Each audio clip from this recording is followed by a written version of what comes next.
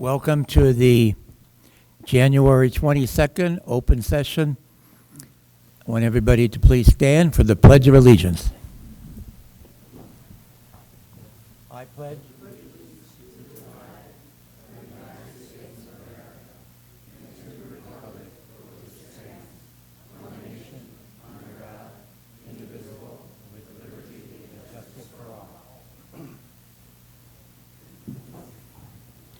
Thank you. We'll start with the executive session acknowledgement and announcements. Actually, we'll go through the General manager report. There you go. Perfect. I will be, the board president, as you can see, has limited my amount of time to give my report, so it'll just be a verbal report under 3 minutes. For 2024, we ended the year in a loss. Unfortunately, the food and beverage operations have underperformed and contributed largely to the association's overall loss. I will be providing a year-end recap in my management report that will be coming out in late January. As we enter 2025, there are several challenges that face the association. One item is the budget. In late December, the association was notified during their 2025 insurance renewal that the premium increased by $156,000. And so that will be an item that immediately we start out the year over budget. In comparison, in 2024, the premium was $394,000 roughly. In 2025, the premium changed to $551,000. And then another item still ahead is the resolution with the bulk cable internet provider. First Service staff provided the board of directors with a cash recovery plan in early January. The board is currently evaluating that report and investigating different options for revenue generation or cost reductions. Thank you to the members who submitted their written message to management. We will be pivoting to respond to these via postcard. So before members would drop off an email was easy to respond to. The notes that were left in the message to management wouldn't get a response back. Instead, they would be addressed. To communicate that response, we will be utilizing a postcard to follow up with the member on that. And then lastly, members wishing to run for the board of directors must return their completed candidacy form, thank you, Adnan, candidacy form to the administration office this Friday, the 24th at 5. Again, that is for if you wish to run for the board of directors, you must have your completed candidacy form returned to the administration office by this Friday, the 24th at 5 p.m.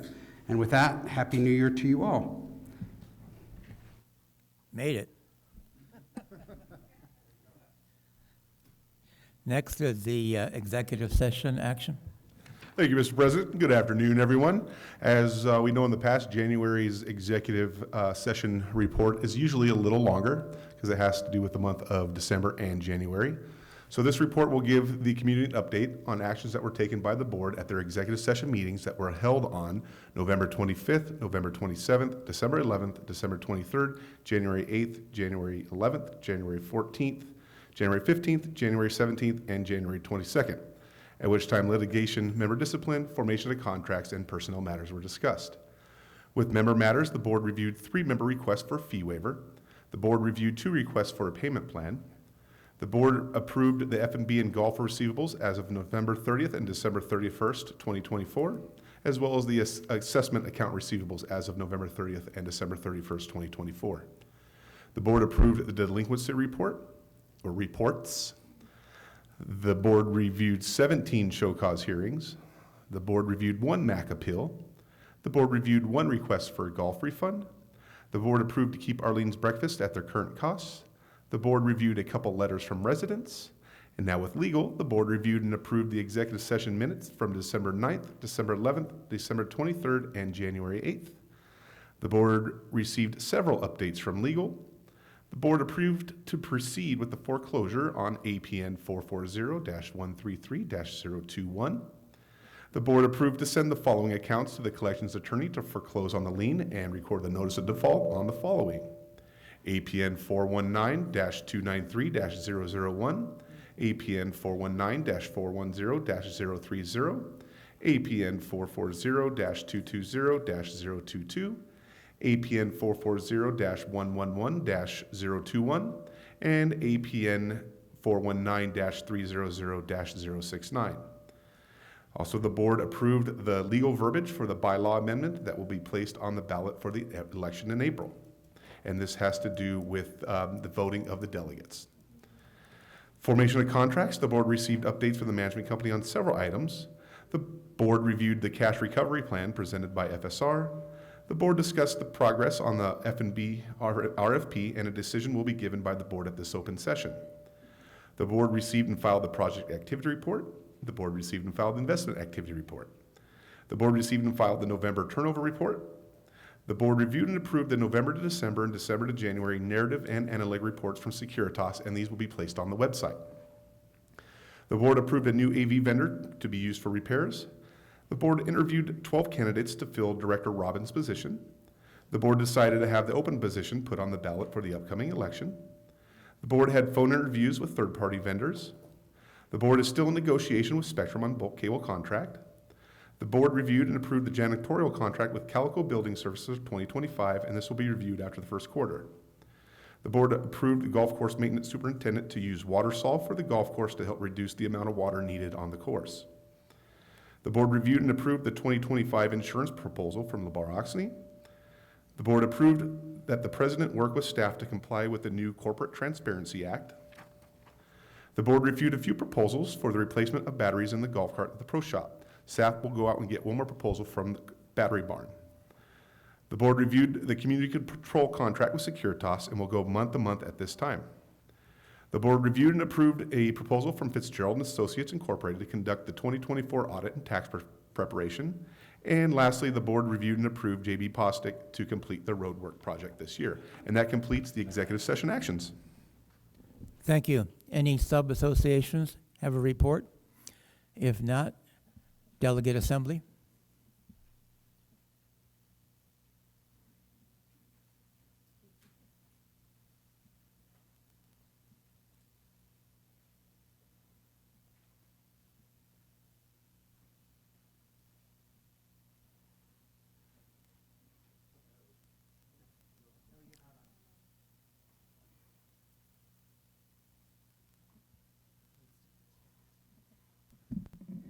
Okay. Good afternoon. My name is Cal Martin, and I am here on behalf of the Delegate Assembly. Just to tell you a little bit about what's been going on in that arena. Last Delegate Assembly, we created an ad hoc committee, and the purpose of the ad hoc committee is basically to look at different ways in which we might be able to improve the sunlakes.com website.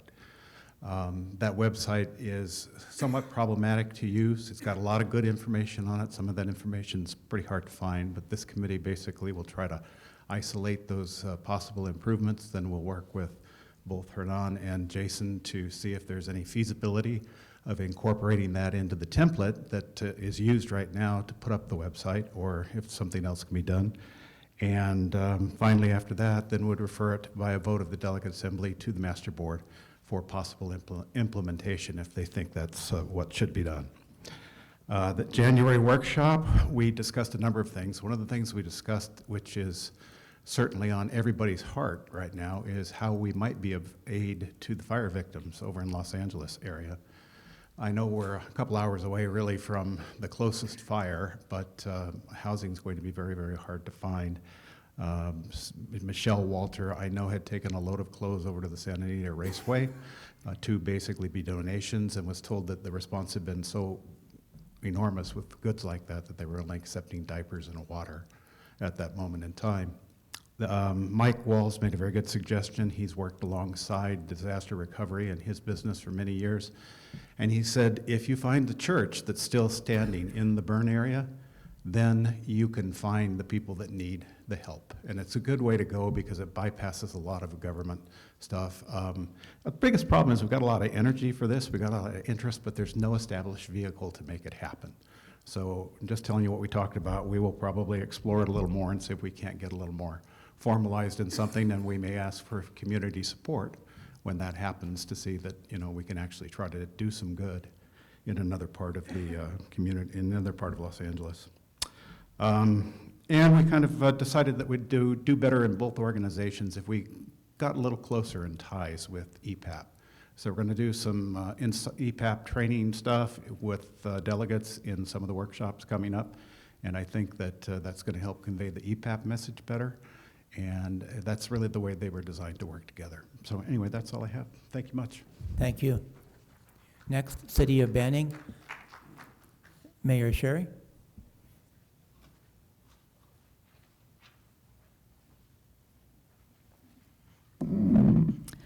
Good afternoon. Very quickly, we have a new city attorney named John Pinkney. He is with a group out in Indian Wells. He's also city attorney for Beaumont. He came into Beaumont when they were having their problems with the Beaumont 6, and he came in the day after the FBI came in and got that city back on course, and now they're very healthy, and they avoided bankruptcy, which they were looking at the time. I worked very hard to get Zoom reinstated, and mainly because of Sun Lakes having people not being able to show up at meetings. So at minimum, you will have a number to call in, and otherwise we will have Zoom. It probably won't be, it'll just be call in, not visual, but that is better than not having anything. I wanted to let you know about something that I asked for due to the fires that were in Pacific Palisades and Altadena and other places. And I think we've been, the city and the HOA has been very complacent. I don't believe the fire hydrants have been checked in 20 to 30 years.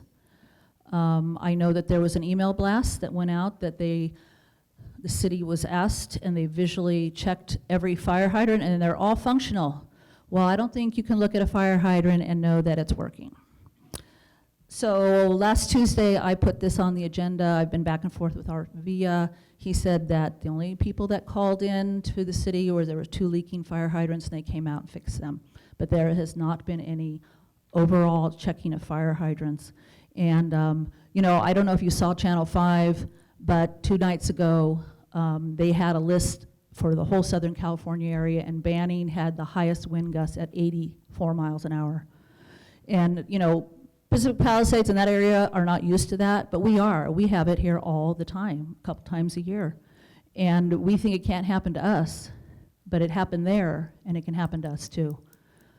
So I'm going to put a proposal in that we have a complete program where the fire hydrants are checked at least every 2 years. I want to start with our community first. I'm also concerned at the distance between fire hydrants. I've noticed, there's different distances you can have. I want to make sure the fire hydrants are all marked and the pressure is labeled on which one have the most pressure. I also, many of you may have realized that a lot of those homes burn from the inside out. They burn from the attic down, and that's because the embers were blown into the attic where the attic vents are. And firefighters, once it's in the attic, they will abandon that house. They can't do anything about it. So we have a lot of vents in Sun Lake, especially on the 2 stories, that are quite large and need to be, if you can do it, you need to put a screen mesh behind that vent, just like on a screen, because you can get the wind-driven embers going right into the attic, and it can go from one house to the other. And so I encourage everyone to do that. I don't know if the HOA can, get a contractor who could do that and make that easier for everyone. But we really need to be proactive, not reactive. We don't want a disaster like that happening here. Also, there was, I requested, there was a lady, a homeless lady, with 5 puppies. They're probably about 6 months old now, and 1 dog, and they were living on the Banning Point property. And I got a hold of the police. They came out immediately, cleared it out, and actually made arrest of the gentleman. And he, I think he had drugs, I think. But the lady that has the 5 dogs, those are her dogs, and she wants to keep those dogs, and you can't really do anything about that. But the city is trying to, she's from back east, and the city is trying to move her back east, reconnect her with her family back east, and let her go back there. So that's one thing. And then, just to let you know, the next meeting is January 28th at 5 p.m. And it would be great if you could come and join us there. And you have 3 minutes to say anything you would like to say, any of your concerns. And it's really helpful for the public to come and talk to the council and let us know what your concerns are. This is a new council. We're going to be very proactive. We're working together. And it's very exciting that we're going to move forward for the city of Banning. Thank you. Thank you. Common Area Advisory Committee? No bingo.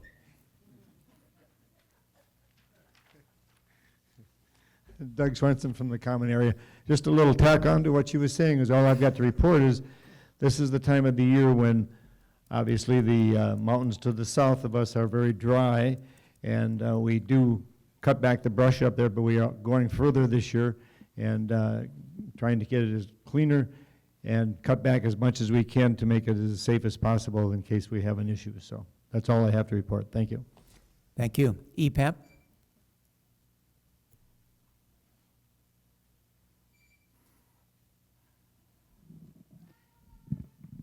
Candace Jenkins for EPAP. Good afternoon, board members, FSR, and fellow residents. We would like to thank the board for allowing us to have CERT classes here at Sun Lakes. We had 26 people that signed up, and we had 20 people that actually completed the course and received their certificates. It was a lot of information compressed into 20 hours. A few of the things that we learned were how to search a dark, smoke-filled building and rescue persons from that building.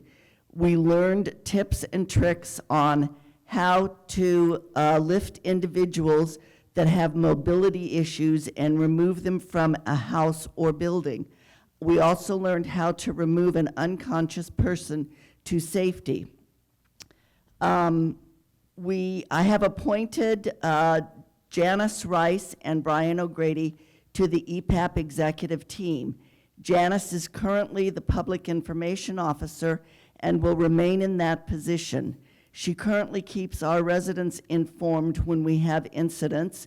She posts on EPAP, Sun Lakes EPAP Facebook page and New Sun Lakers Facebook page, as she also answers phones during incidents. Brian O'Grady is one of our radio operators. He is also the Information Management Unit Director. Brian will also remain in his position.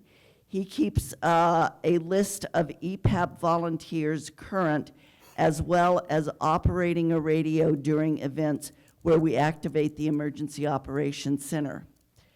We now have scheduled EPAP 101 meetings. These are held on the second Thursday of every month in the main clubhouse multipurpose room.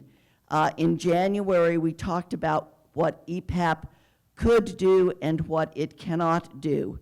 For the month of February, we have Valerie Almaza from the Emergency Management Department, and she will talk about evacuations and the Genesis Assay Project.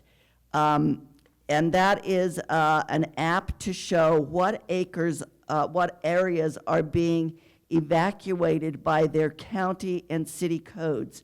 She will also show us how to download this app and how to use it. We scheduled Amber Rockwell, the core manager for Banning Electric Utilities. She will talk about the upgraded building system, power outages, and notification text alerts that you can sign up for. With her and the Banning Utility Company is Isaac Nelson, and he's with Energy Specialist, and they will be coming out and talking about things that you can do to save energy within your home. They also offer a free service where they will come in, they will evaluate items that you could do to your home, and in many cases, those items like recocking windows, changing batteries in your smoke alarms, they will come in and do for free. Thank you. Thank you. Finance Advisory Committee? Thank you very much. Finance Advisory Committee? For those of you who haven't noticed, we have a new timer over there. So it counts you down, which is helpful, but I just was watching it, so many of you may not have seen it. I saw it, thank you. Good afternoon, everyone. I'm Mary Jo McElwain. I'm chairman of the Finance Advisory Committee. Our job for the committee is to review the financials for Sun Lakes, and our financials are on the website for all residents to see. If you get the chance and are interested, on page 2 and 3 of the report, there's a monthly financial recap. And currently, this recap is for December 2024 and reflects the revenue and expenses for the year. Your HOA fees of $365 per month were used to cover the expenses for everything that happens here in Sun Lakes, whether setting up for a concert or fixing one of the entrance gates. Everything has a cost, and the budget is set up to cover those costs. There are 3 areas of the financials. The main HOA operation was better than budget by $114,000. That is very good. Our golf budget ended up favorable by $80,000. However, our food and beverage department was unfavorable by $442,000. And so the net result was a loss for the community of $554,000. Now, of course, this is not the outcome that either the board or management wanted. So now the question is, what is the corrective action? In July, the board recognized this trend for food and beverage and authorized a committee to submit a request for proposal to several companies to manage the food and beverage department. On January 9th, our committee was asked to review a presentation by the board committee and make a recommendation on a new management company just for the food and beverage department. The due diligence of the committee was complete and very comprehensive. We were unanimous as a committee in our conclusion that we would definitely recommend accepting the proposal from the company called CCL Compass. Their expertise, buying power, extensive marketing and training, all focused on creating a premier guest experience specific for Sun Lakes. They stand out with their experience in senior communities within California and throughout the nation. Needless to say, we were very impressed. Again, our goal is to assist the board, and we remain committed to bring the financial oversight for the community. We're still recruiting. Join us for our meeting. The next meeting is February 19th at 2 o'clock in the multipurpose room. Thank you. Thank you very much. Next, Golf Advisory Committee.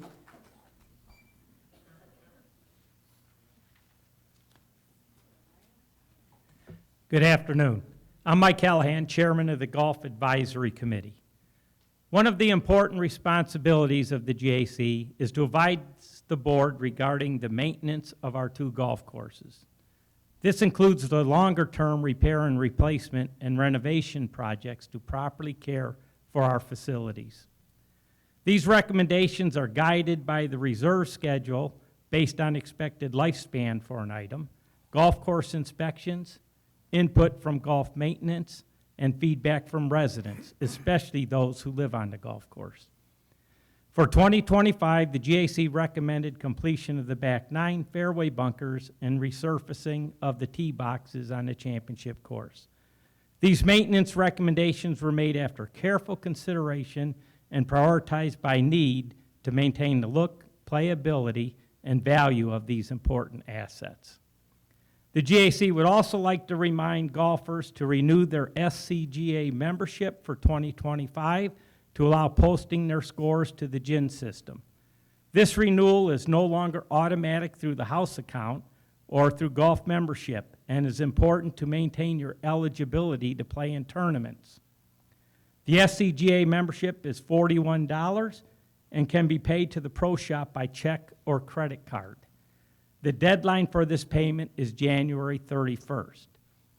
Okay, one other thing I would like to mention is the Master Board is looking for input from some of the golfers and residents on ways we can possibly increase revenue in the golf course. They got some target numbers in mind and looking for input from some of the golfers.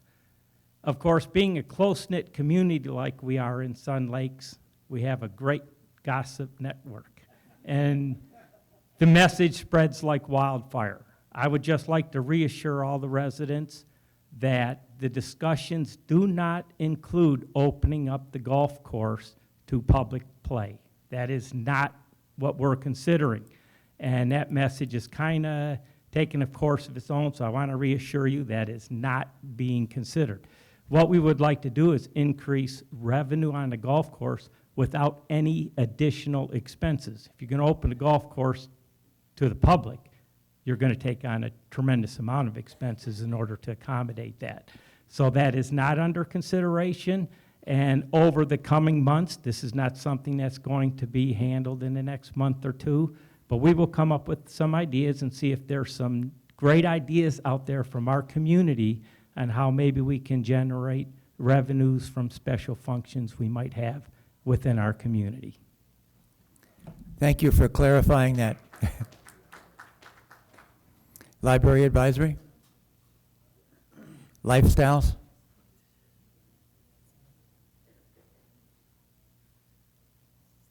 That's library. This is Library Advisory Committee. I'm John, Chairman of the Library Committee. We bought $800 of new books from Michelle's Bookstore in Calamasa, but she also gave us $100 of free books. And I don't know how she makes a profit, anyway. And we're considering putting the books in certain clubhouses. They can go to any clubhouse, and we're the 10-year books over 10 years old. We have considering keeping the books over 10 years old. We have plenty of space, and so we'll be considering that, and we added health and wellness to the South Clubhouse, which I did today, and that's all for now. Thanks. Thank you, John.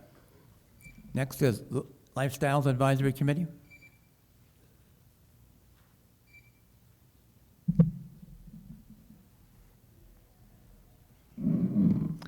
Good afternoon. I'm Linda Vieira of the Lifestyles Advisory Committee. Lifestyles Magazine is the resource most residents use to find out what's going on in our community. At 80-plus pages, it includes pictures from residents, plus articles from the Master Board, Delegate Assembly, First Service, the restaurant, the Golf Pro, and all the advisory committees. Clubs and groups send articles and photos about their activities to sunlakesnews@yahoo.com by the 6th of each month. The Lifestyles Advisory Committee meets on the 7th of each month, unless otherwise specified, to review and edit the articles that are submitted for each month's issue of the magazine. We meet with Master Board Liaison Beverly Simmons, Assistant General Manager Jason Ewalls, and Recreation Manager Linda Vang to keep updated about events coming up in our community. We also publish want ads and for sale items from residents at no cost, and hide a monthly joke for residents to find. Responses to our Get the Joke contest are put in a hat, and a winner is randomly drawn, earning a restaurant gift card as a prize. Our publisher, Courtney Taylor, stands behind all paid ads in the magazine from vendors. And if a resident has a negative experience with one of them, she will leave no stone unturned in order to satisfy the resident. That is absolutely fantastic, in my opinion. So don't hesitate to write to Sun Lakes News at yahoo.com if you have a problem with any vendor that has been advertising in Lifestyles. Photographs taken by residents of areas within Sun Lakes are used in the magazine, on the magazine cover. We also post pictures of residents on their vacations or of their beloved pets. If you're good at proofreading and are interested in joining us, please fill out a volunteer application form that you can get in the main clubhouse lobby, and we'll put you on our waiting list. Thank you. Thank you. Marketing Committee?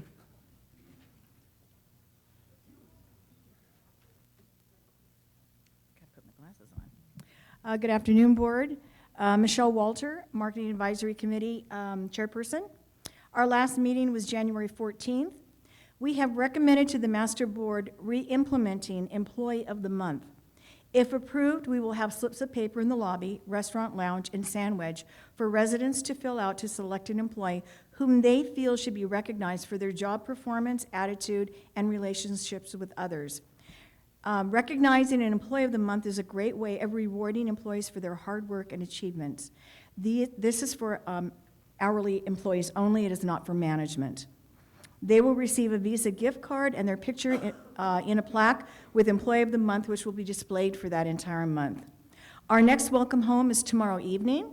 So far, we're expecting to welcome 65 new residents. The following are the stats on the home sales in Sun Lakes from January 1st through January 21st. Active or coming soon are 59. 9 condos, prices from $249 to $389. 50 homes, prices from $335 to $580. In escrow right now, no condos, 17 homes, prices from $297 to $604,900. Closed escrows are 9, 2 condos, prices from $305 to $324. 7 homes, prices from $346 to $561. And I just wanted to let you know, in 2024, we had 174 escrows that closed. 146 homes, prices from $312 to $505. 28 condos, prices from $274,750 to $383. So if you take our 2190 times 174 homes, that was $381.60, depending if they were all new buyers. That went into our reserve replacement fund. Out of 17 new homeowner survey cards show that 7 said golf was important, 13 said a restaurant on site was important, 6 were still working. Our next meeting is on Tuesday, January 28th at 1 o'clock in admin. If anyone is interested in being part of our marketing committee, please fill out a volunteer interest form and return it to Tammy Morgan. Also, we do meet every 2 weeks. The marketing committee does do a lot of different things that we need to have advertised and help with the restaurant and lounge. So if anybody is interested, we've got space available. Thank you. Thank you. Master Architectural Committee?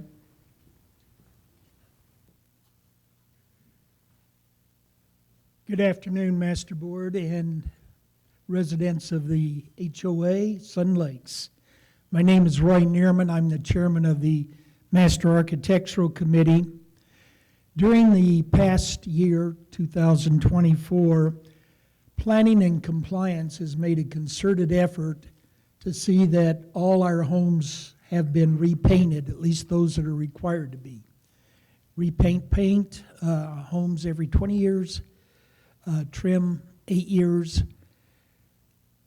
During 2024, we had over 900 applications for repainting. Unfortunately, over 100 of them were denied because they liked their colors better than the ones that we have prescribed. There are no fluorescent yellow homes in Sun Lakes. We did have a couple of attempts of bright red ones, but they have now been repainted. We're coming to the end of our concentrated effort, and a warning to all of those who received a notice that their paint was due and did nothing.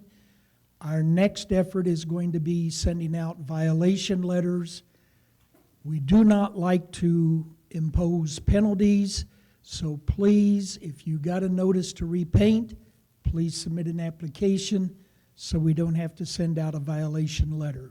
Thank you. Thank you. Recreation?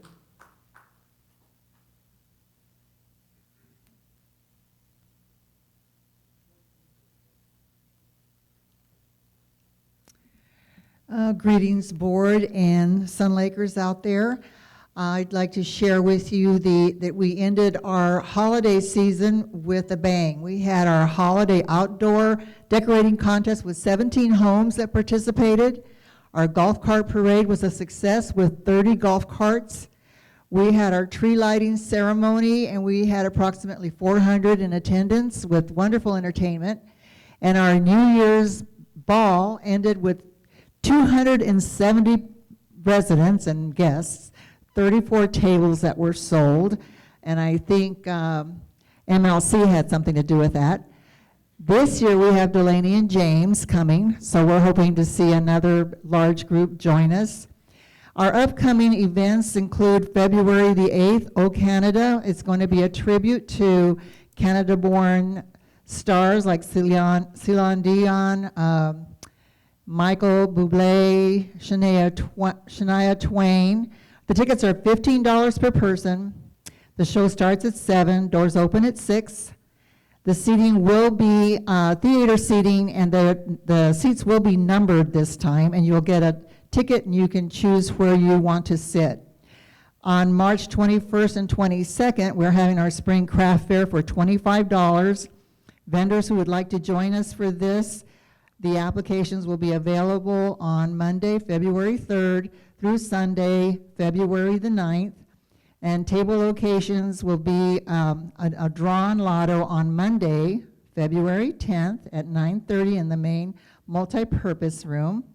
You must be present or send an alternate, and that is $25 for both days, no exception. And then on April 4th, we have Switchback coming back. They're going to be here. It's going to be theater seating, and it is $15 per person.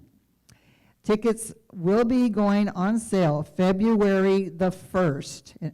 So that's a Saturday. We'll have somebody here to sell the tickets. And our annual health fair will be April 25th from 10 a.m. to 1 p.m. with multiple screenings that will be done on that day. All information is available on Good Day Sun Lakes, the Lifestyles magazine, and our webpage. And I wanted to give a special shout out to our ad hoc decorating committee who did an absolutely amazing year of decorating all the clubhouses and making Sun Lakes a beautiful place to come to. Thank you. Thank you. RV Storage Advisory Committee?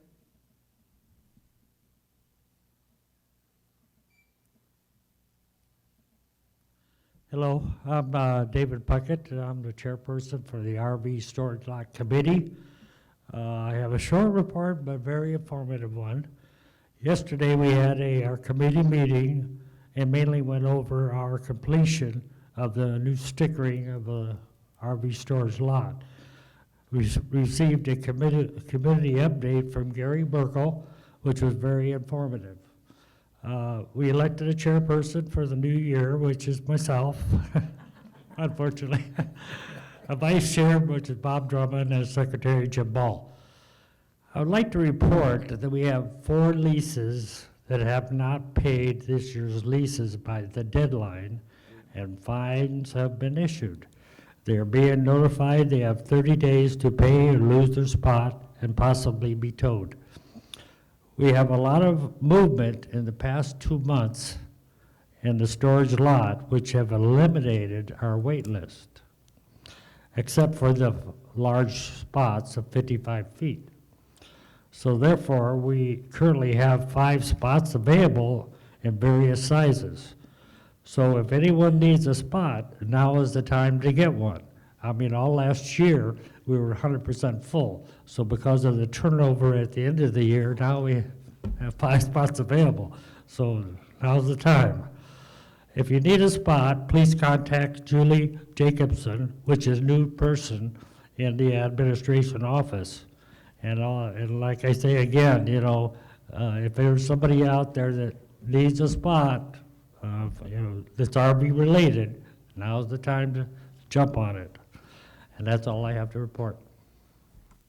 Thank you. Restaurant and Lounge?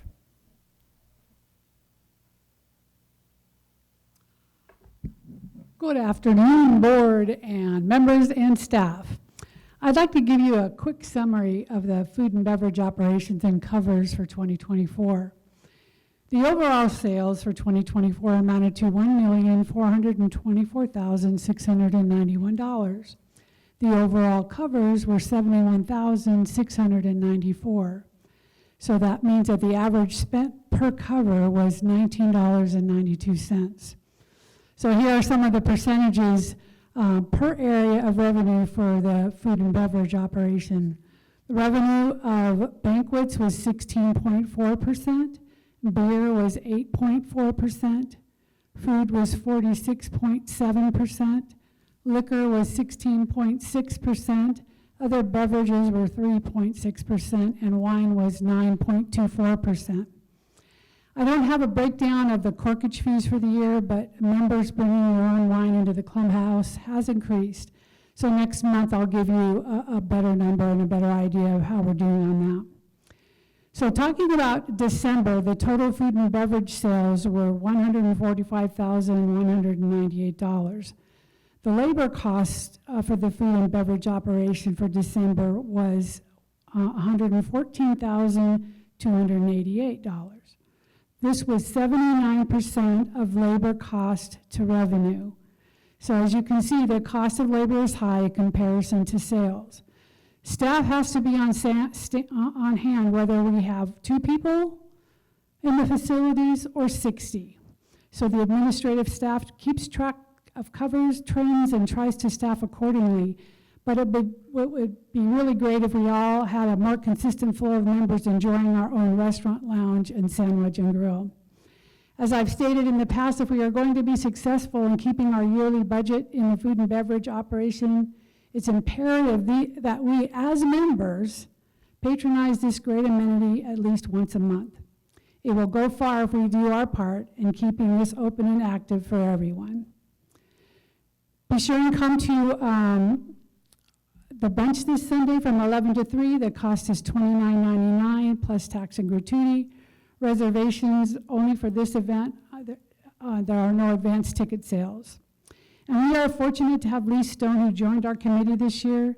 She created a Facebook page strictly for food, beverage, and recreation events. She will give you a brief overview of this additional communication tool for you. We're going to go over 3 minutes, sorry. That's all right. It's 2 people, so we'll. Hi, everyone. Lee We'll give you Stone more. here. So this is going to be the cover page of our new Facebook page, which will go live on Friday. It's called the SLCC Restaurant, Lounge and Recreation News page. We will be posting links to all of the normal Facebook pages so that you can get on it, become a member.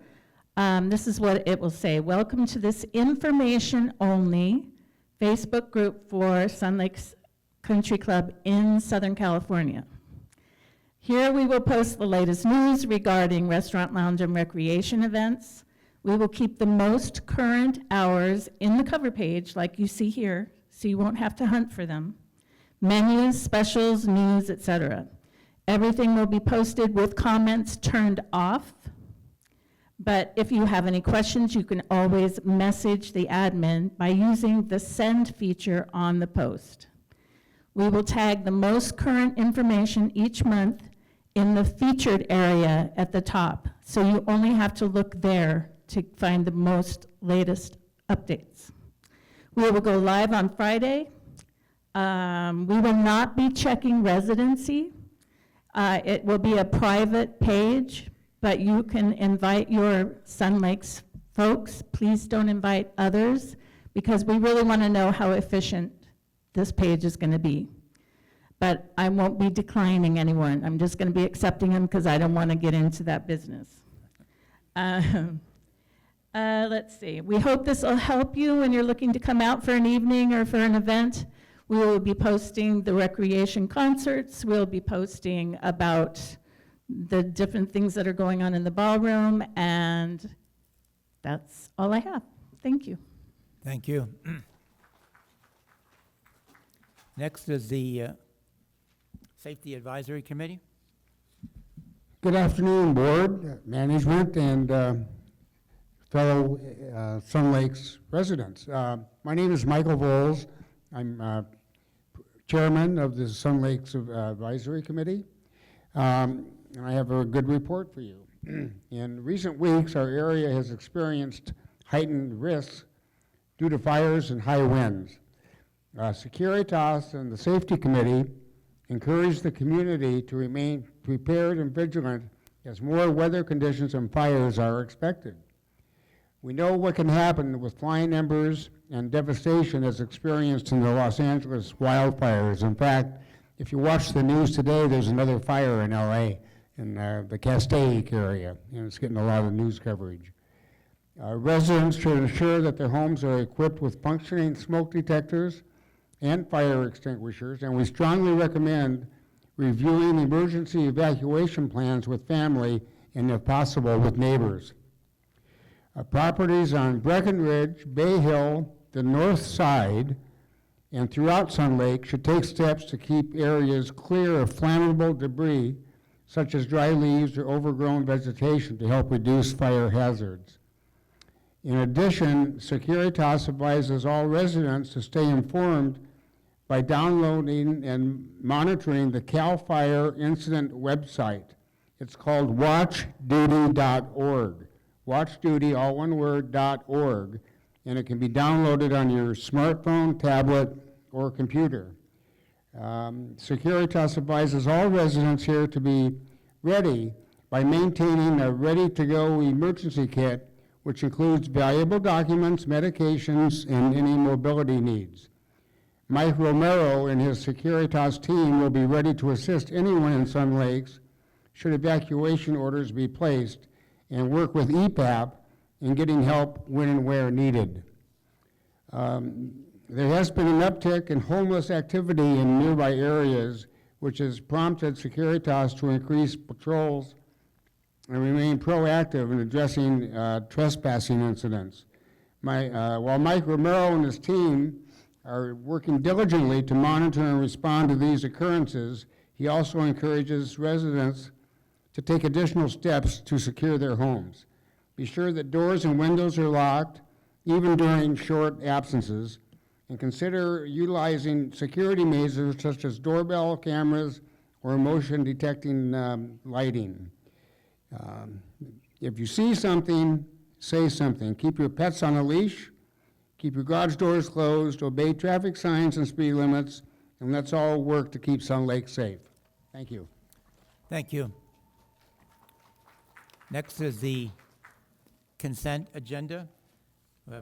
First Service, read the consent agenda for us. Yes, there are two items on the consent agenda. One is a resolution to record liens, and the other is the approval for the minutes for the open session meeting of November 20th, 2024.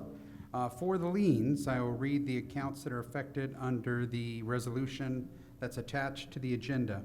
The accounts are 0691-03, 0019-02, 1402-01, 1459-02, 1467-01, 1602-02, 1917-01, 2043-02, 2898-01, and finally 3292-03. Those are the two items that are on the consent agenda. Thank you. Any board member wish to pull any item from the consent agenda? If not, I need a motion. I move to approve the consent agenda. I second that. All in favor? Aye. Aye. Passes 4-0. Next is the board report, financial report for December. Hello, everyone. Thanks for coming, all of you on Channel 97. This is, my name is Gary Burkle. I'm the treasurer of your board. And this is my report on the December 2024 financial statement, which is obviously the end of our fiscal year. And I'm not, I'm going to kind of bore you with going over these accomplishments for 2024. You've heard a lot about a lot of these, but this board works very hard on your behalf, and a lot of these things get buried in the details because we cover so many things as a board. But anyway, this reserve and replacement fund, as Michelle mentioned, it only got in place mid-year, and for 2024, it raised around $165,000. So it's been very helpful in keeping our cash position in the reserve fund in a good position. In addition, obviously, we've had the lounge expansion. The lounge is beautiful. We're still tweaking some items in the lounge, but the goal is to increase revenue. The good news is it pretty much came in on budget. So, you know, thanks to management, Mark Schleiden, our construction company, they all did a great job. The swimming pools, both the not the south, but the north clubhouse pool and the main clubhouse pool were refreshed. I'm sorry, the south clubhouse and the north clubhouse were both refreshed this year. The golf courses have been maintained, and we continue to focus on the golf courses. The 2025 budget, we held the increase in spite of all, you know, high inflation and increased cost. We've held the line at 5.5%. We put new doors in the south clubhouse. We have been working on the RFP for a new food and beverage company. We're planning on refocusing on the governance model in 2025, and we have initiated negotiation on the Spectrum contract. So all of those things that are things that the board is working on. Now I want to cover December activity and the year-to-date activity. So for the month of December, the association had an overall loss of $5,195. And year-to-date, we have a loss of $553,852. I think that was covered a little bit by Mary Jo and the Finance Committee report. At December 31, our cash position was $499,540. Now, this is in the operating fund. I'm not talking about the reserve fund or the capital fund right now. All of the day-to-day activities of the association take place in the operating fund. That's our business account. That's where any revenue that comes into, and any expenses that we have are paid from. So at the end of December, we had $499,540. That actually was a bit of improvement in cash because, as is typical, some of the golfers start paying their annual dues in December, so we start collecting some of that cash. The RV storage, people that have RVs in storage pay their dues for the whole year. So we start to have an improvement in cash in usually December and January, and the first quarter usually is a pretty good cash flow. But in spite of all that, at the end of December, we had $1,529,704 in outstanding bills. So as you can see, that's pretty lopsided in terms of bills to cash. When you include cash and receivables, the bills still exceed the cash and receivables. And cash and receivables are pretty much the money we have coming in to pay the bills. And we were negative by $417,000. And we had included in the $1.5 million in outstanding bills, we owed First Service $1,106,000. And this is just to show a comparison of where we stood at the end of 2022, 23, and 24. So you can see we're down quite a bit from those 2 years. Both of those previous years we had surpluses, and for 2024, we're looking at a loss. Now, remember, this is our internal preliminary financial statements. As was mentioned earlier, we've contracted, as we do every year, for an audit. The audit will be completed in early March, and that will report our final numbers. I just want to show here, this is what I already talked about. At the end of December, you can see here, this is basically a calculation of what they call our current statement, or current position, or current ratio.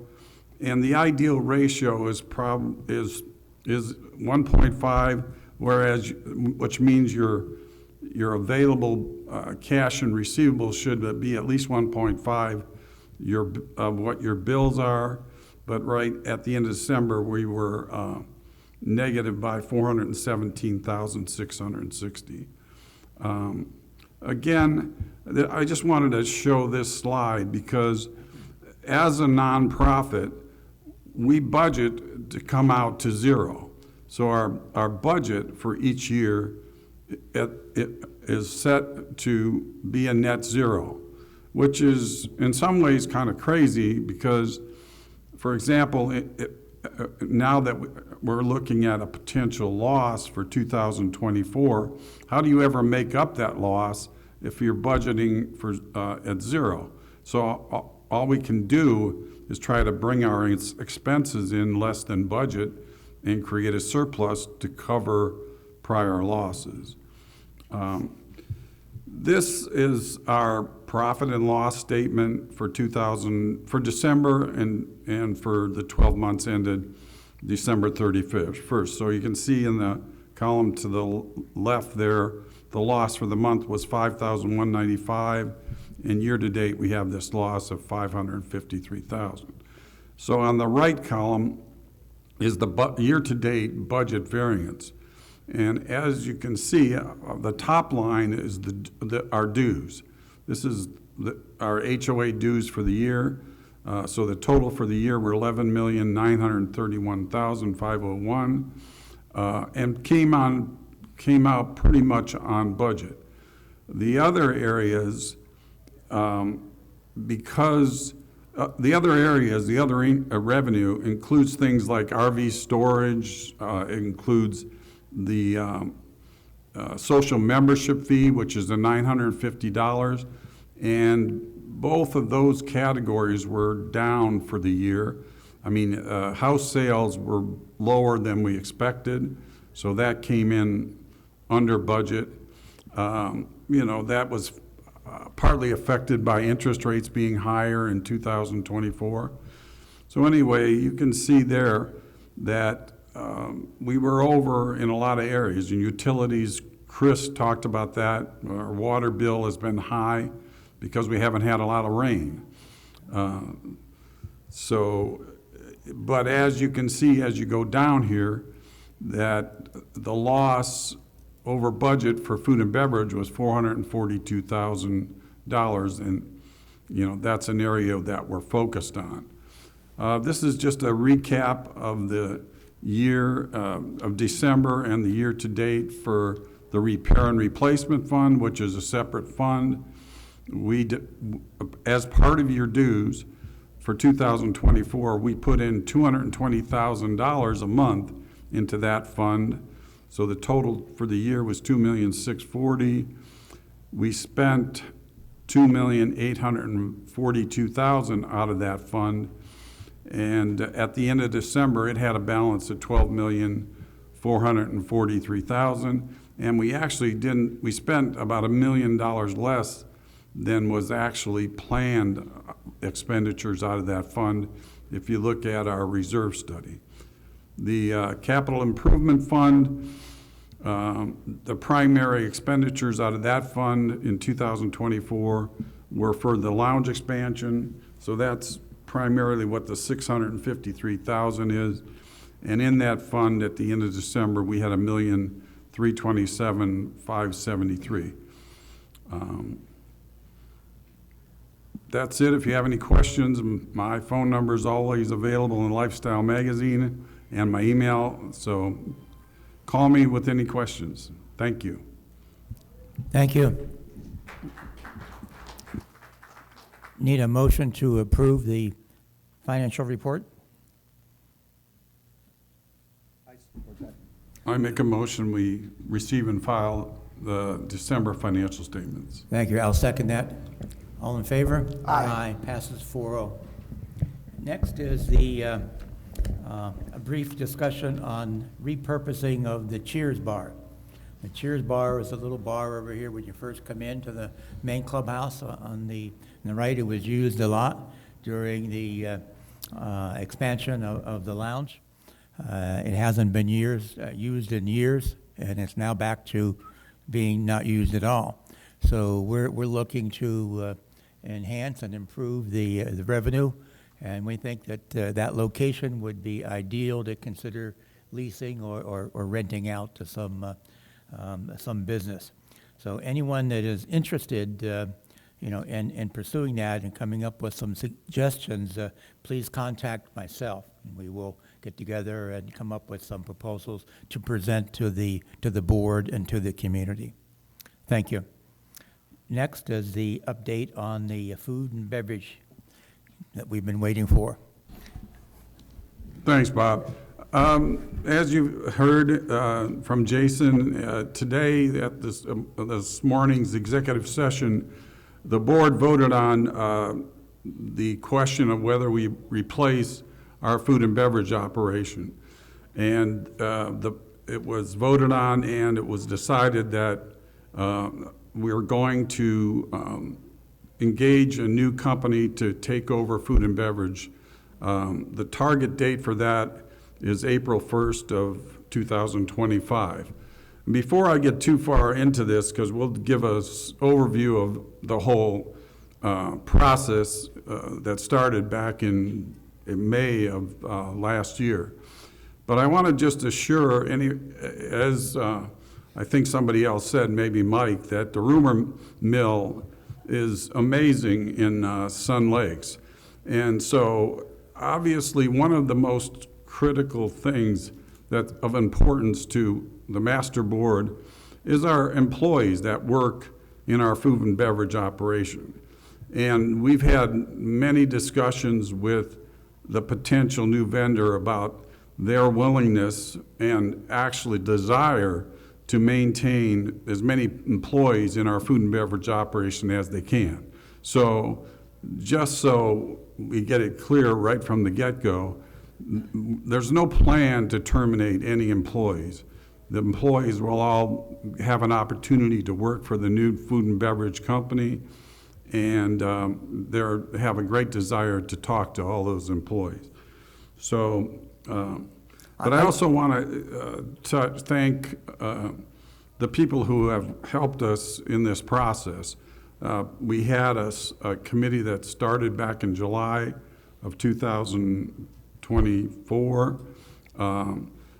That committee evolved to just 3 members, Don Day, myself, and I want to thank Steve Von Reich, who has been very helpful in working with that committee and helping us make this very important decision. So I just want to acknowledge Steve.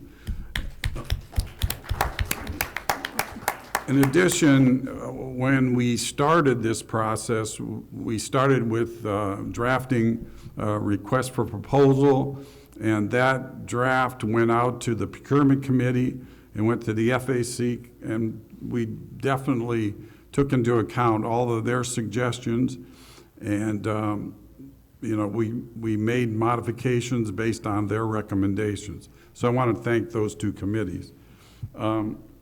I'm going to go through a brief overview now. On the May 16th, the board drafted a letter. May 16th of last year, the board. On May 16th, the board drafted a letter stating that Sun Lakes Country Club would be looking to change management of its food and beverage operation, and that letter was provided to First Service Residential at the time. A board team was formed on July 9th and modified in September to include 2 board members, as well as a member from the Finance Advisory Committee. So that committee ended up being myself, Don Day, and Steve Von Reich. We talked to, we developed a list of possible vendors for food and beverage that included hospitality companies, traditional management companies, and basically anybody that we thought might be interested in managing food and beverage. We sent out 13 RFPs. We had 3 vendors that came and toured the facility and expressed an interest. And then in the end, we had 2 food and beverage hospitality companies that submitted proposals. Compass Hospitality ended up being our preferred choice and is the company that we've decided to move forward with. Compass Hospitality is frankly the biggest, probably is the biggest food hospitality company, food and beverage company in the world. They're a public company. They do over $31 billion in business, and they have a lot of operations in California. So we've been doing due diligence on an ongoing basis since October of last year, and we've been working to finalize the contract. The target date is for transition is April 1st. Just to tell you a little bit more about CC&L or Compass, they have 65 locations in California. They have multiple communities in California that include both active adult communities and assisted living. I will say that their largest portion of their business in California is this transition type housing for seniors. So they typically have a component that's active adult, and then they have assisted living and transition living, so to speak. They have, in that department, meaning adult communities, they have 750 full-time employees in California and 123 million in sales. But in addition to that, they have other food and beverage operations in California. They operate 2 upscale restaurants, one in the Dorothy Chandler Pavilion and one at the Walt Disney Concert Hall. That's called Kendall's Brasserie and Estridge, I can't even say it. Astrid Restaurant. And those 2 combined have 10 million in sales. They also offer catering service or have the catering contracts at Dodger Stadium, Wolfgang Puck Catering, Getty Museum Restaurant, the Rose Bowl, Crypto Arena, and that's just to name a few. In total, in California, they have 26,150 employees in over 850 locations. So what I can say from that standpoint, with regard to employees, obviously we like to keep our employees here, but what it does offer to the employees is an upward mobility, because this particular company has such a large-scale operation in California. So it does offer employees an upward mobility, which I think is good. We actually had 2 vendors that spent a lot of time on their proposals. Both of them sent their top management people in California here to tour our facility. They toured our kitchen. They came multiple times. They brought their division managers, their regional chef, and both of these companies, the other company was a local company out of Riverside called Preferred Hospitality, but we didn't find their proposal as strong as CCL. I'm going to let Don cover a little more on this. Okay, what I'd like to cover right now, just to give you an idea of what kind of management will be on site here and available to us from California. And we've met all these people. They've been here multiple times, going through and assisting with the due diligence that we'll talk about in just a minute. Yannick Himber is the California Division President of this company. He lives in Clovis, California. Kendall Astaire, she lives in Las Vegas, but as you can tell from the customer base in California, she's a field marketing manager, and she's here on a regular basis. We've also met Gina Palmacci. She's a regional corporate executive chef. She'll be directly working with us on developing menus and those types of issues for us. She lives in Los Angeles. And they also have a regional vice president, Ben Bianchi. He lives in San Luis Obispo. So this is the customer base that will be servicing us on a regular basis. Also thought it might be a good idea just to give you a quick idea of some of the things that are important to us and issues that we expect to improve by making this change. Marketing obviously is a huge issue, and it's going to be used to bring our customers back in, our residents back in, I should say, and that's an important thing. They've identified a marketing program that utilizes email blast, Facebook, Instagram, Channel 97, printed flyers, community bulletin boards, word of mouth, and the Lifestyles magazine. And what you can see is their marketing program actually specifies when that type of information will be shared with the residents and the frequency of that being shared. They also have what's very, very important, and we've talked about over and over again through the months, customer satisfaction. They have a program in place where the intent is to improve the customer service, and that will be done by the implementation of a point-of-sale system. We've talked about it, and it's going to happen with this new company. They have employee training in a program they call Diamond Service. They utilize resident comment cards. They also have a happy or not touch screen kiosk that'll be in the venues. You walk by as you leave, press the button if you're happy, press the button if you're not happy. But more importantly, the resident comment cards and the happy or touch screen, they have a customer service recovery plan, and it's broken down into 3 phases. If there's a minor issue, they will tell you how it's going to be done, and it's in their proposal. If there's a major issue that needs immediate resolve, the people will come together and resolve it. And the marketing programs that they have, they actually have in their properties that they manage, they have the ability to bring in celebrity chefs like Jet Tila from the Food Network, other things like that. And they got a number of programs that they want to introduce. But here's something that we've never allocated against. In their projection for the first year, they've actually dedicated $4,100 each month to custom marketing and communication. That's something we need really, really bad. They understand it, they do it, and that's what's going to be implemented. I'd like to touch base on their POS system that they will implement. It's called GEM POS, and it is designed with senior hospitality in mind. It's a Jonas company, and Jonas is a company that specializes in POS systems.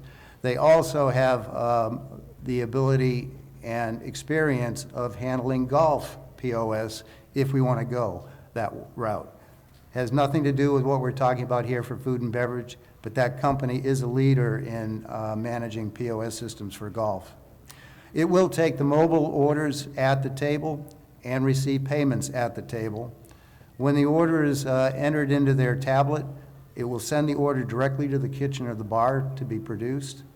And that system will also provide the sales, food, alcohol, and labor data to the Compass analytical system so that we can finally understand what our sales are for our different venues, what the profitability is of those venues, and the profitability of our menus.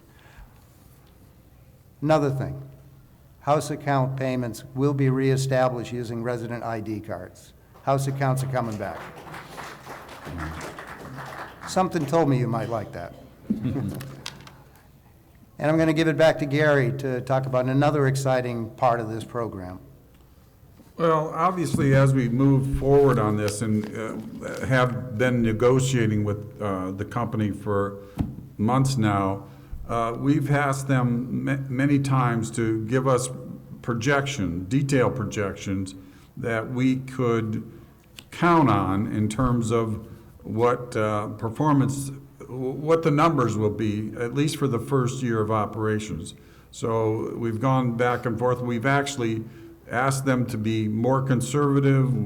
We've changed the numbers for their first few months to be more clear that it obviously will take them time to ramp up. And the whole goal of that is, from our standpoint, meaning the committee, but the board as a whole, what we would really like is to have a cap so that we can set a budget and then hold the company managing food and beverage to that budget. So that's the goal, and that's not where we started. So we've done a lot of negotiations. They've agreed to cap the cost, and we've been conservative in the sense that we started with the conservative when we did our 2025 budget, because our 2025 budget for food and beverage is $696,632. So obviously we've raised that from what it was in 2024, which was around $415,000, I think, or close to that. But anyway, Compass will cap the first year losses to our 2025 budget. So they've agreed that's the cap. If they exceed that, or for some reason we have losses greater than our 2025 budget, they will absorb those losses up to the amount of their fees. So in other words, they will not take any fees if they don't meet their target. So they've agreed to refund their fees, and that cap, or let's just say they exceed the $696,000 by $100,000, they would credit all of that back to us to refund their fees. The exact amount is $106,564. So over and above that, which hopefully that's an absolute, not a possibility, let's say, but if it does go over that, we're still working with them on this, but we'd like to have a 50-50 split if it by chance went over that.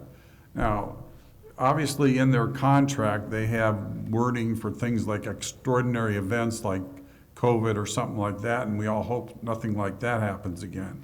But if in a normal operation, they've capped the loss, and what it comes down to is they have what you might call skin in the game. In other words, they have incentive to meet the budget, because if not, they're going to eat their fees. So that's something we negotiated. We're still negotiating on that issue, because I would like us, or we'd like us 50-50 split in a case where, a worst case scenario. If they come under budget, which they're optimistic they can do, then we would share any amount less that they brought it in less than the 696. So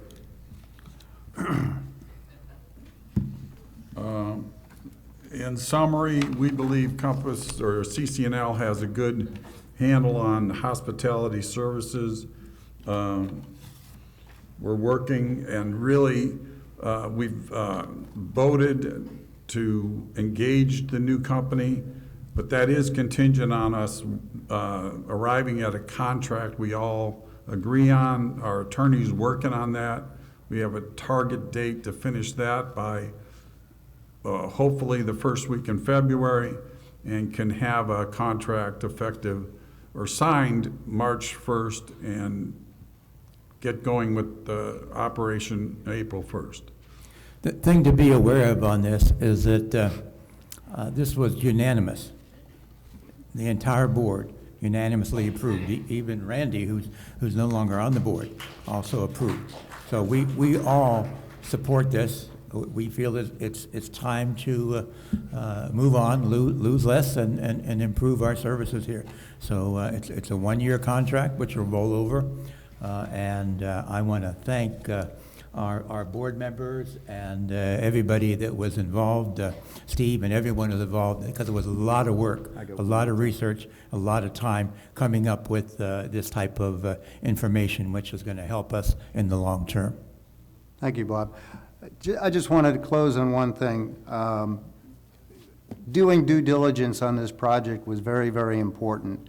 As Mary Jo shared, we presented all of the information we had, and it's pretty extensive. Aside from the actual proposal book that we received from both companies, we've actually put together our due diligence book. So we're burning up the printing machine, but what's in this book includes all of the major documents that we reviewed. The draft proposal is in here. It includes our response to the recommendations from the Procurement Advisory Committee, and that's all included in there. Most importantly, I know everybody's probably got a million questions to ask how this is going to work and what's involved. Once we get a signed contract and we're done with all of that negotiation, Compass is offering, and we have accepted, they will be coming out, introducing their staff, discussing their program, and we will conduct a town hall so you get a chance to meet everybody and ask questions. So, thank you.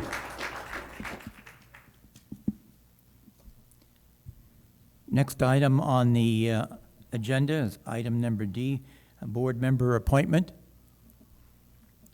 So basically, the options are twofold when someone, according to Article 5, Section 6 of our bylaws.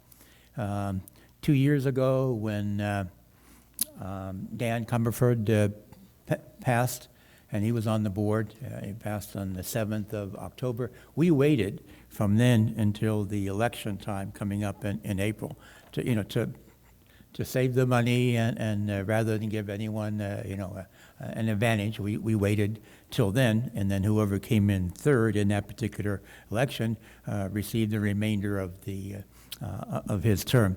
And in this time, we ended up doing the same thing. We opened it up to the public. We had 12 outstanding applicants. We interviewed all of them, considered all of them, and the board was unable to come up with one of the 12 as the chosen one, and so we have now placed it again, like before, on the election coming up. And this is in accordance with our bylaws, and it's also approved by our attorney. So thank everybody for all the time. I appreciate the interviews, getting to know the applicants, and I'm very, very impressed with their resumes and background, and I hope that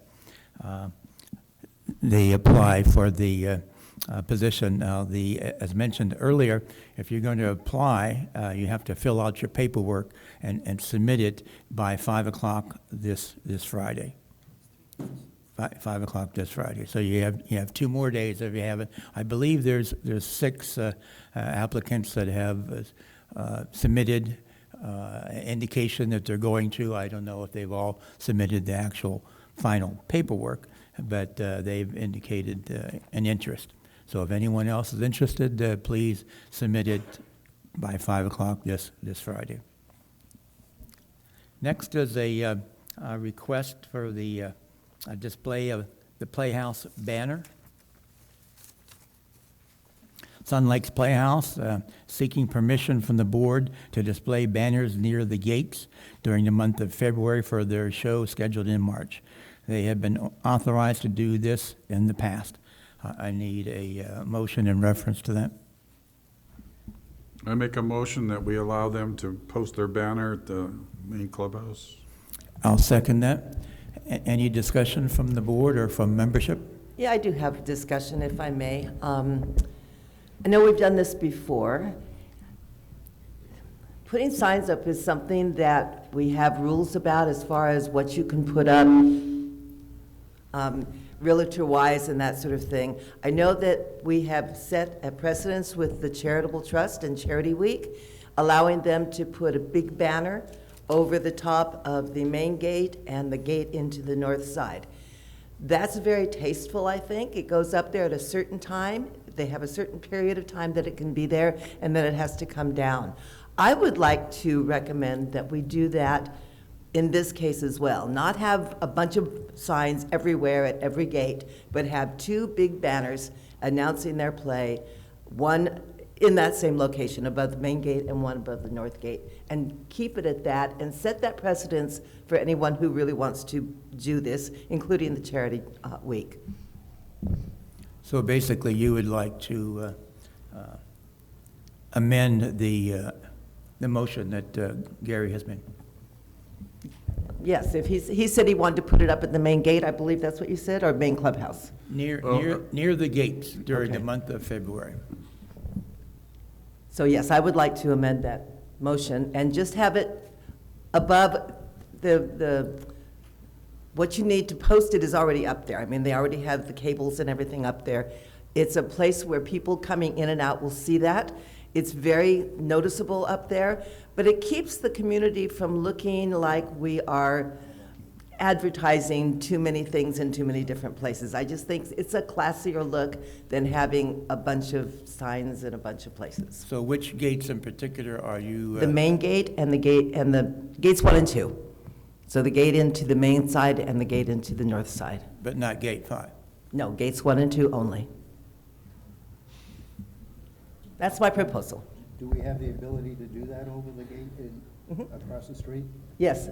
All of the what is the word I'm looking for? Huh? No, it's the primary gates, but the hardware, that's the word I'm looking for. Thank you. The hardware is already up there, has been up there for years, because it's used every year by the Charity Week. So that way residents will see it as they enter either one of the main properties. Correct. But we don't have signs and banners flying all over the community. Correct. So I'll need a second on that. I'll second that. All in favor? Aye. Passes 4-0. Next is the Paisano Club is requesting that they dissolve. Management received an email from the president of the Paisano Club. They had a reduction in membership, and no one is unwilling to serve on their board. They are requesting the board dissolve the club effective immediately. Need a motion in reference to that, unless someone wants to step up to the board. I move to approve the dissolution of the Paisano Club, sadly. I second that, sadly. Any comments from the board or from membership? All in favor? Aye. Aye. Passes 4-0. Next, recommendation from marketing. Management received an email from the Marketing Advisory Committee recommending that Sun Lakes bring back the Employee of the Month Award. All hourly staff would be included in this. There would be a plaque with their picture would be displayed for the month. The winner would receive a $50 Visa gift card. Members would fill out a piece of paper at the main clubhouse or at the admin office and place it in a box at either location. The Market Advisory Committee would then review them and designate the winner for that month. And I guess the cost for this would come from the Market Advisory Committee budget. Need a motion on that? I move to approve the Employee of the Month. I'll second that. Any comments from membership or the board? All in favor? Aye. Aye. Passes 4-0, I believe. 4, okay. Safety Advisory Committee. Management received a request from the chairperson of the Safety Advisory Committee to appoint Roy Neerman. He doesn't have enough job or work, on the other committee, so I need a motion in reference to appoint Roy to the Safety Advisory Committee. I move to approve Roy Neerman to the Safety Advisory Committee. I'll second that. Any comment from the board or membership, not including Roy? All in favor? Aye. Aye. Passes 4-0. Next is Golf Advisory Committee. Management received a request from the chairperson of the Golf Advisory Committee to appoint Pam Cinch Thank you. Sinky? Thank you. Okay. Pam, to the committee's term ending 1 year, 12/31/25. She will serve as a representative for the Women's Golf Club. Need a motion in reference to that for Pam? I move to approve Pam Sinkyu to the GAC. I'll second that. Any comments from membership or the board? All in favor? Aye. Aye. Passes 4-0. Next is committee appointment EPAP.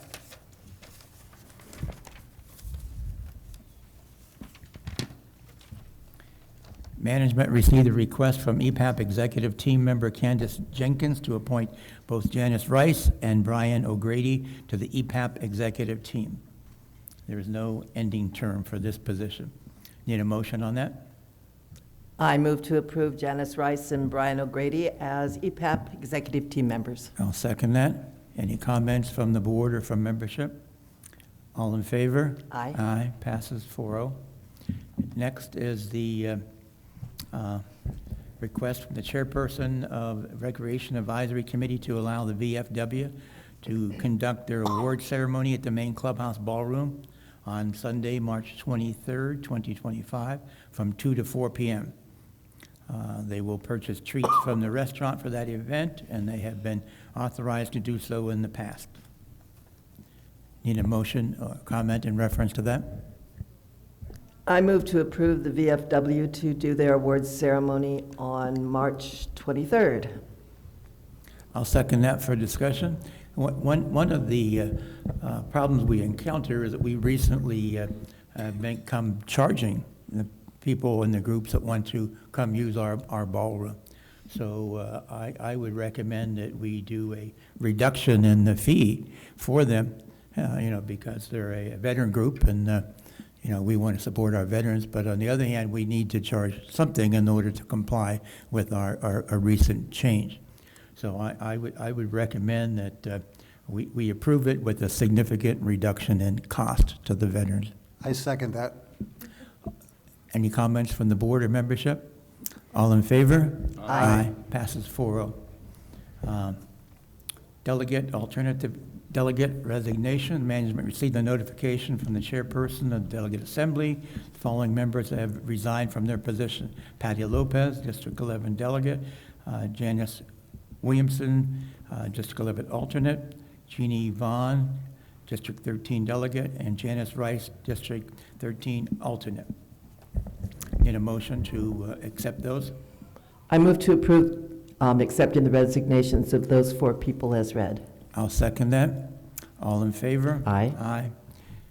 Next is management received recommendations from the chairperson of the Delegate Assembly to appoint the following members to the Delegate Assembly: Troy Cosmore, District 8 alternative; Janice Rice, District 13 delegate; and Jeannie Vaughn, District 13 alternate. Need a motion in reference to those 3? I move to approve those appointments. You'll notice that Janice and Jeannie just switched places in District 13. Thank you for staying on board. Appreciate it. I need a second. I'll second that. All in favor? Aye. Aye, passes 4-0. Next is homeowner comments. Please keep your homeowner comments to the 3 minutes and be respectful in your comments. The first one who submitted is Ken Johnson. Birdie Drive.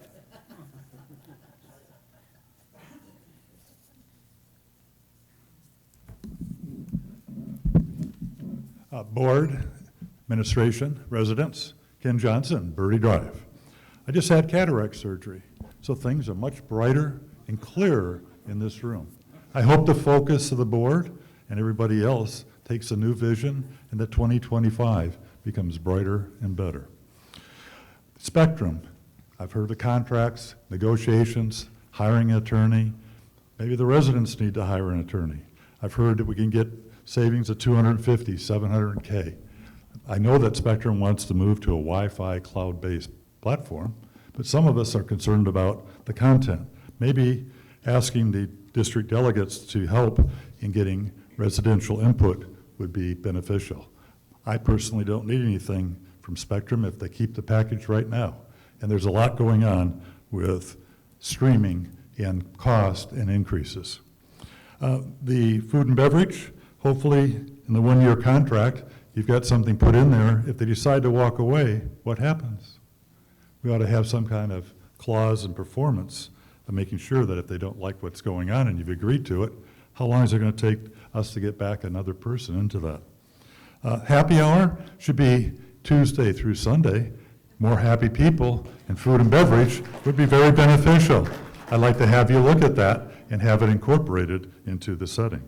Hopefully, there's a commitment to finish up some of the sound acoustic issues, and that if they bring up some issues of better layout and approach, that we fund those to make them successful. And I'd like to make sure you have financial reporting in such a fashion that it works without it being under the same company. I'm glad to hear the OPA is moving forward after spending the money, and I think it'd be important to have that project in motion as quickly as possible. Last item deals with cash flow. Where do we stand? We always have money at the beginning of the year. What's going to happen? Are we going to be assessed for the $554,000 loss? How is that going to be handled in our HOA? And what happens with all the insurance costs in the previous budget? Are we going to have a mid-year increase? All I know is that there's a lot of us that are going to have increases when it comes to homeowner insurance, and it's already happened in the community with some people not being able to have insurance provided by their current vendor. With that, I think there's a lot to do yet, and hopefully things will work out good, and have a good day. Thank you. Eve Rusk?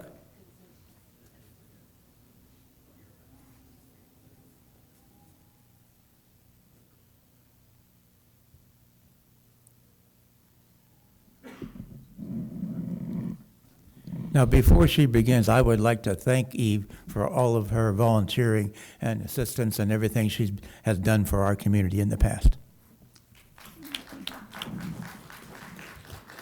Thank you. I feel like I've grown up in this community. I've been here so long.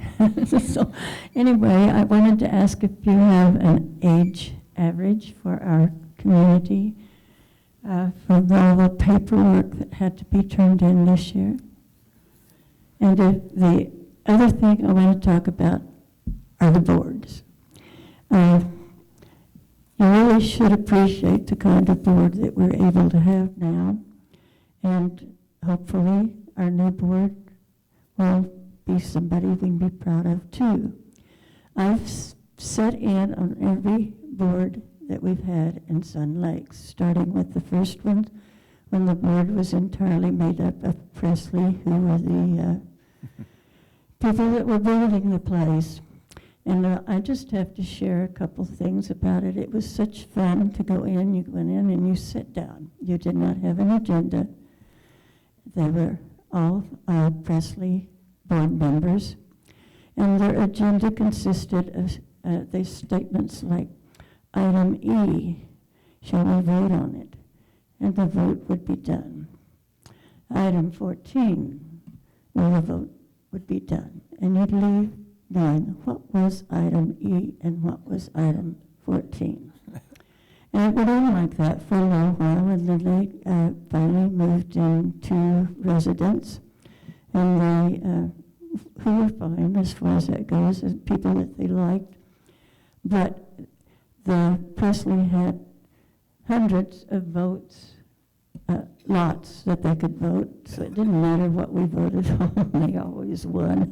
But anyway, the board did come along. There have been ups and downs with them. Some were better than others. There were a few that residents had trouble with. They finally did open up, though, and let us become part of it, and I want to thank you for that. Thank you. Who is that? That's not Sherry Flynn, is that Sherry Flynn? Next is Sherry Flynn.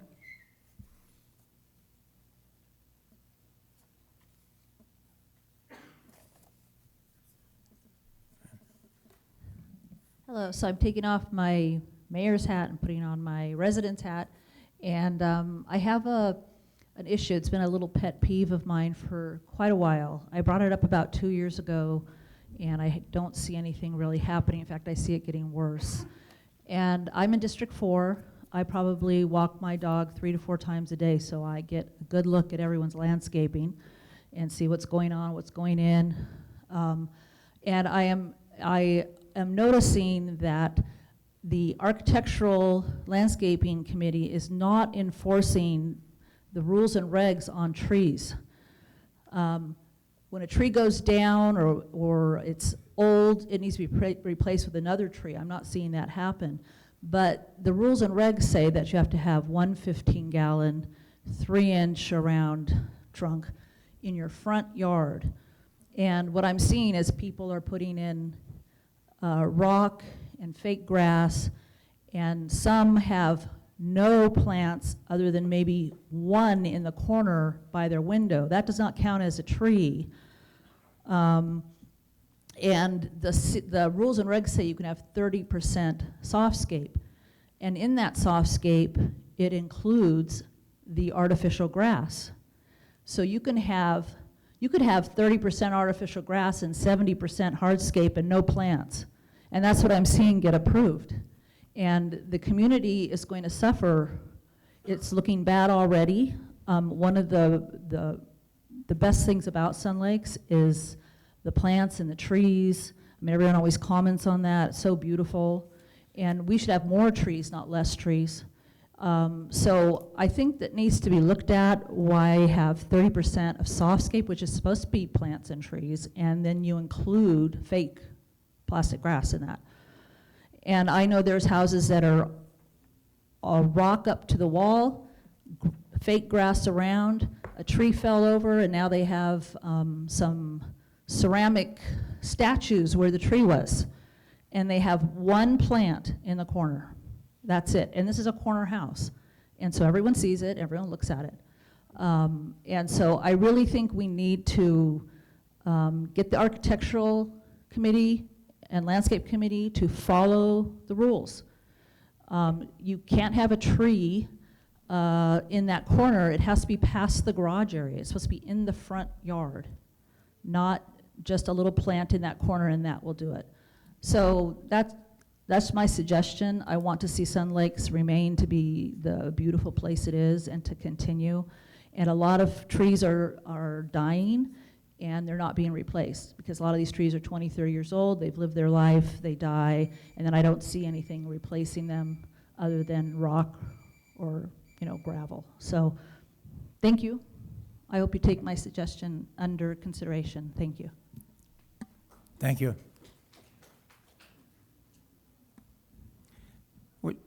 We can look into that again. One of the situations that came up a couple of years ago was during the drought.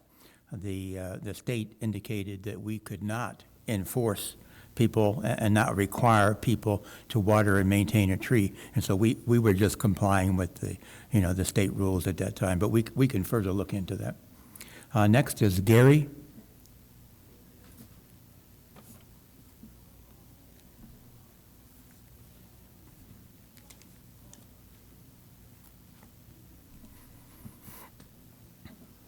Hi, my name's Gary Lyle. Hi, members of the board.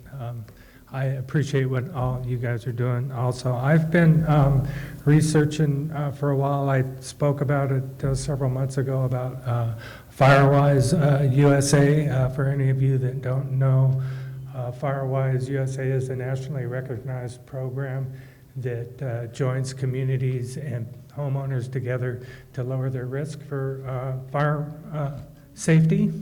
We have a lot of fires going on right now, and is it Sherry that recommended the vents?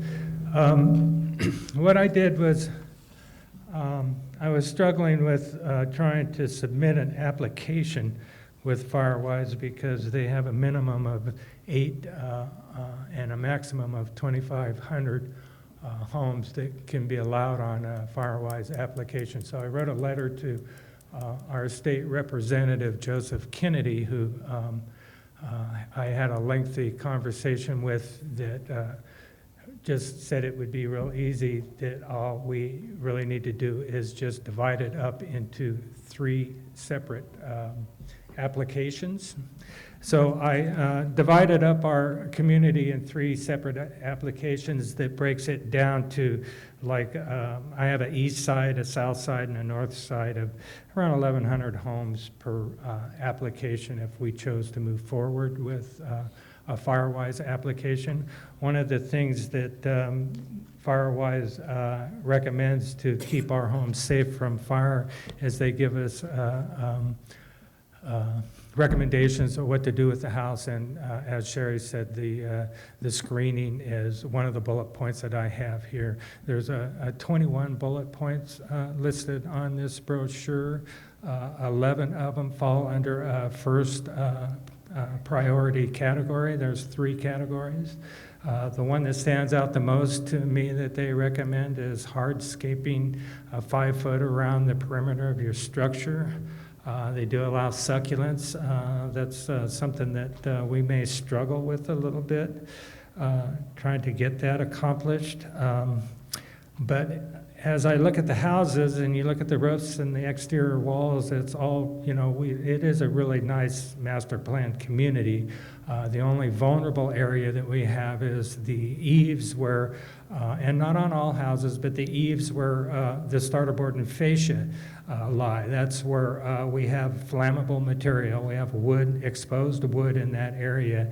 And what a lot of us have is vegetation that is planted, in some cases 3 foot high, directly below those eaves, which is kind of like taking a wood box and turning it upside down and having a fire.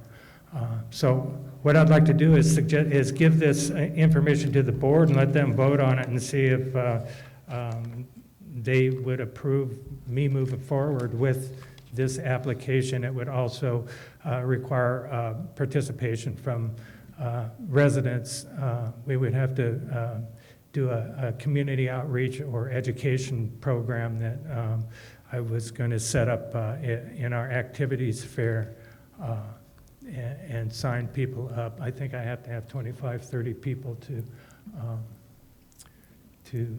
If you have a can, club if you can or a submit group. that to us, Yes. we'll go ahead and consider that. Thank you very much for that information. Anyone else have any comments that they would like to make? Then we'll go to the board, because it's now, we're in the middle of happy hour. Gary? I don't have any additional. John? Yeah, I think we need to spend some money. I'd just like to say, you know, this was a pretty good week. I mean, the board came together. We reviewed this change for management of food and beverage. It's not a silver bullet. It's going to take a lot of work and a lot of learning and working together with a new management company, but we have to do something, and I think we made a good decision. Relative to the election, I'm disappointed we weren't able to agree on a candidate, but the good news is all of you residents will have an opportunity in April to tell us what you want as a board member. So that's all I have. Thank you. Beverly? On a totally different subject, last year we split Charity Week up into different segments. Suggestions made by several. We thought we'd give it a go. It didn't fly, and that thing crashed. This year we're going back to the tried and true. So Charity Week is around the corner. It's coming up in June. It's the first full week in June. And we are having our first volunteer meeting a week from today, next Wednesday at 3 o'clock in the North Clubhouse.